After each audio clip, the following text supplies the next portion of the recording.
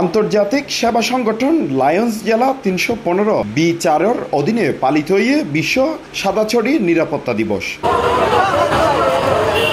উক্ত অনুষ্ঠানের chairman lion Mohammad Abdul Mannan MJF-এর সভাপতিত্বে এবং মেম্বার সেক্রেটারি ও region chairperson lion Mohammad Ashikul Alam Ashikur সঞ্চালনায় অনুষ্ঠান অনুষ্ঠিত হয়।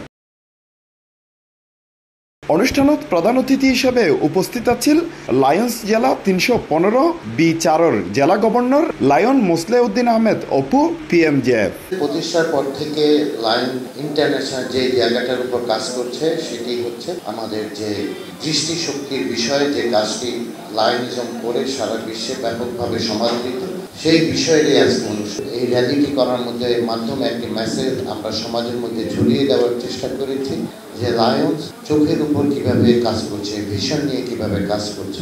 বিশেষ অতিথি হিসেবে উপস্থিত আছেন প্রথম 22 জেলা গভর্নর ও October service chairman lion Kamruzzaman Liton MJF এবং প্রাক্তন জেলা গভর্নর ও PDG ফোরামের চেয়ারম্যান লায়ন MM মালিক। আমার মনে হয় আমি যতটুকু আমার ধারণা যে আপনারা যদি লায়ন্সের সাথে সম্পৃক্ত থাকেন, আপনাদের অনুরোধগুলো, বক্তব্যগুলো যখন আমাদের কাছে আরো বেশি কাছে পৌঁছাবে।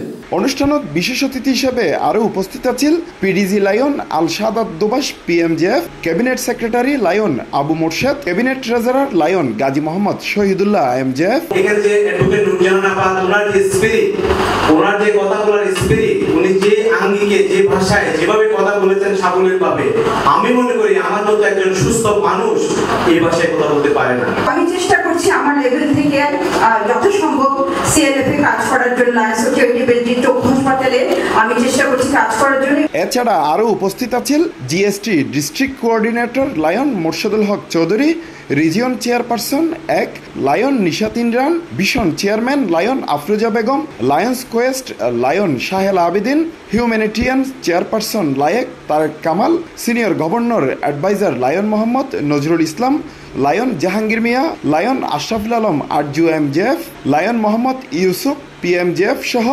অনেকেই। আপনারা দেখতে পাচ্ছেন সাদাছড়ি আপনাদের কাছে আমি সাদাছড়ি দিবসের বর্ণাঢ্য র্যালি শেষে লায়ন্স জেলা কনফারেন্স হলত আলোচনা সভাত আগত অন্ধ আলোরে ফুল দিয়ে বরণ ও উপহার প্রদান করা হই। C+ TV Chittagong.